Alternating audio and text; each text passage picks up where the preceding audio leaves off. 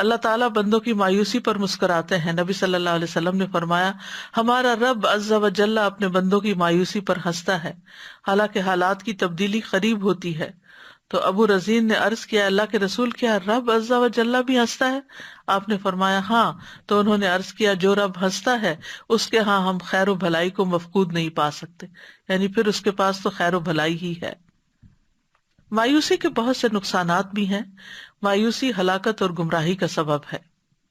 اور قاسمی کہتے ہیں دنیا سے محبت کرنا اور اس کو آخرت پر ترجیح دینا اور اللہ تعالیٰ کی نعمتوں کی ناشکری کرنا اور ان کے شکر سے اعراض برتنا اور جو تکلیف اس کی تقدیر میں لکھی جا چکی ہو اس سے چھٹکارا حاصل کرنے میں بے صبری اور مایوسی کا مظاہرہ کرنا یہ سب گمراہی ہے. اور گمراہ لوگ گمراہی کی وادی میں جا پڑتے ہیں اور مایوسی ہی اس بات کا سبب بنتی ہے. پھر مایوسی میں تباہی ہے. ابن مسعود رضی اللہ عنہ کہتے ہیں تباہی دو چیزوں میں ہے، مایوسی اور خود پسندی میں. مایوسی کی وجہ سے نیک کام کرنے میں سستی آ جاتی ہے اور کمزوری پیدا ہو جاتی ہے. ابن حجر ہیثمی کہتے ہیں مایوس انسان نیک اعمال کے نفع سے مایوس ہوتا ہے. نیک اعمال کا فائدہ کوئی نہیں.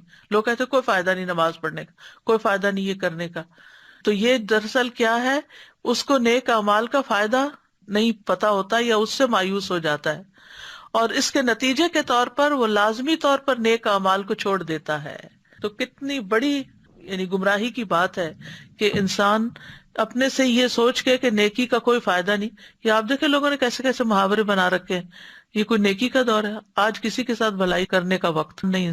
حالانکہ انسان بھلائی جب اللہ کے لیے کرتا ہے تو کسی انسان پر تو کوئی احسان نہیں انسان کا. اور ان احسنتم احسنتم لانفسکم، اگر تم کسی پر احسان کرتے ہو تو دراصل وہ اپنے ساتھ کر رہے ہوتے ہو. پھر اسی طرح یہ ہے کہ اگر انسان مثلاً دنیا کی نعمتوں کے لیے کوشش کر رہا ہوتا ہے اور محروم ہو جاتا ہے تو غم اور پریشانی اس پہ چھا جاتی ہے. لہٰذا یہ غم اور پریشانی اس کو اتنا مغلوب کر لیتی ہے کہ اس کے پاس اللہ کا ذکر کرنے، اللہ کو یاد کرنے، اللہ کی طرف رجوع کرنے کا وقت ہی نہیں ہوتا. تو ایسا قابل رحم آدمی ہمیشہ کے لیے پھر ذکر سے بھی مایوس ہو جاتا ہے، یعنی چپ کر کے ہاتھ پہ ہاتھ رکھ کے صرف گھور رہا ہوتا ہے یا پریشانیوں کا شکار ہوتا ہے. نہ اس کے منہ سے کوئی خیر کی بات نکلتی ہے، نہ وہ عملی طور پر کوئی کام کرنے کے قابل ہوتا ہے. پھر یہ بھی ہوتا ہے کہ مایوسی کی وجہ سے انسان گناہوں اور نافرمانیوں میں لگے رہتا ہے. ابو قلابہ کہتے ہیں آدمی ایک گناہ کا ارتکاب کرتا ہے اور کہتا ہے میں مارا گیا تو میری تو کوئی توبہ نہیں. بس ایسا شخص اللہ کی رحمت سے مایوس ہو جاتا ہے اور گناہوں میں بری طرح منہمک ہو جاتا ہے. اس نے کہا جب مرنے کے بعد وہ کیا سوچتا ہے کہ مرنے کے بعد جب سزا ملے گی ہی تو پھر دنیا میں تو عیش کر لو، حالانکہ اللہ تعالیٰ نے اس بات سے منع کیا ہے. پھر ایسے شخص کی دل کی سکینت ختم ہو جاتی ہے اور انسان کو ہمیشہ کے لیے محرومی اور غم اور پریشانی کا احساس ہوتا رہتا ہے، کیونکہ اللہ کی رحمت سے مایوس ہونا جو ہے وہ ترک عمل کی طرف لے جاتا ہے، عمل چھڑواتا ہے، کیونکہ اس کے خیال میں کوئی فائدہ نہیں. اور یہ مصیبتوں میں سے ایک بہت بھاری مصیبت اور کبیرہ گناہوں میں سے ایک بہت بڑا گناہ ہے. دل کی سکینت، نیکیوں سے انسیت ختم ہو جاتی ہے، جس میں بے چینی اور بے قراری اور غم کی طرف انسان چلا جاتا ہے. دل کے بگاڑ کا سبب بن جاتی ہے مایوسی، یعنی کتنے بے شمار نقصان ہیں. ابن قیم رحمہ اللہ جب کبیرہ گناہوں کو شمار کر رہے تھے تو انہوں نے کہا اللہ کی رحمت سے مایوس ہو جانا اور اللہ کی رحمت سے مایوسی کے نتائج زنا، شراب نوشی اور دیگر ظاہری کبیرہ گناہوں کے نتائج سے بھی زیادہ بڑے ہیں. اور دل اور جسم کی اصلاح کی صورت اسی صورت میں ہو سکتی ہے جب ان سے بچا جائے، نہیں بڑے گناہوں سے توبہ کی جائے، ورنہ دل بگڑ جائے گا، اور جب دل بگڑتا ہے تو سارا جسم بگڑ جاتا ہے. مایوسی اللہ کی رحمت اور بخشش سے محرومی کا سبب ہے.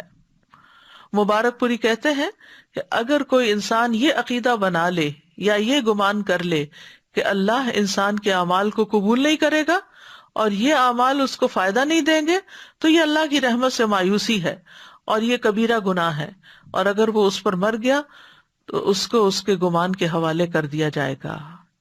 یعنی مرنے کے بعد بھی قبر میں بھی اس کے دل کی یہ حالت نہیں بدلے گی، وہ وحشت اور مایوسی کے ساتھ ہی برزخ کا وقت گزارے گا اور آخرت میں بھی پھر اس کے لیے کوئی مقام نہیں. کیونکہ مایوس ہونے والے کے لیے عذاب ہے۔ فضالہ بن عبید کہتے ہیں کہ رسول اللہ صلی اللہ علیہ وسلم نے فرمایا، 3 آدمیوں کے متعلق کچھ نہ پوچھو کہ انہیں کس قدر عذاب ہوگا۔ ایک تو وہ آدمی جو اللہ عز و جل سے اس کی چادر لینے میں جھگڑا کرے کہ اللہ کے اوپر کی چادر کبریائی اور نیچے کی چادر عزت ہے، یعنی اپنے آپ کو بڑی چیز سمجھے، غرور اور تکبر کا شکار ہو جائے۔ دوسرا وہ آدمی جو اللہ کے کاموں میں شک کرے کہ اللہ نے یہ کیوں کر دیا، وہ کیوں کر دیا، ایسا نہیں ہونا چاہیے تھا، ویسا نہیں ہونا چاہیے تھا۔ اور تیسرا اللہ کی رحمت سے مایوس ہونے والا۔ بہت سے گناہوں کی سزا تو آخرت میں ملے گی، لیکن مایوس انسان کو سزا دنیا میں بھی ملنے لگتی ہے۔